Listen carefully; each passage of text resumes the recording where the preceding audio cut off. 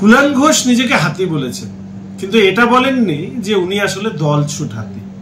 দলছুট হাতি এদিকে ওদিকে গুতোতে শুরু করে, কারণ উনি যে কোন দলের সেটা কোনো দলই বিশ্বাস করেন না।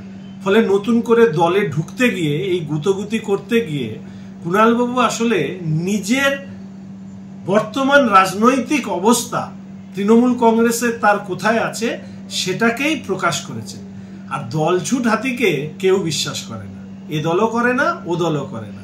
তার মানে তৃণমূলে যে দলাদলি হচ্ছে, কোনো দলেরই যে কুণালবাবু সম্পদ হতে পারবেন না সেটা ওনার নিজেকে দলছুট হাতি হিসেবে চিহ্নিত করবার মধ্যে দিয়ে প্রকাশ পেল। কুণালবাবু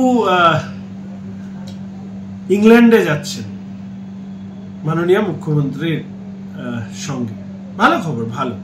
প্রিজেন্ট ম্যানে সেই থাপ্পড় মারা থেকে সারদার সব থেকে বড় সুবিধাভোগী বলা কুণালবাবু এই যে দিদির সাথে ইংল্যান্ড সফরে যাচ্ছেন, এটা অত্যন্ত গর্বের বিষয়, অন্তত কুণালবাবুর কাছে। যে সময়টুকু কুণালবাবু জেলে কাটিয়েছেন, সেই সময় কুণালবাবু কি কি তার অনুভূতি ছিল মুখ্যমন্ত্রী সম্পর্কে, রাজ্যের সরকার সম্পর্কে, এই দীর্ঘ পথে তিনি নিশ্চয়ই মুখ্যমন্ত্রীকে সেই সমস্ত কথা তিনি তুলে ধরবেন।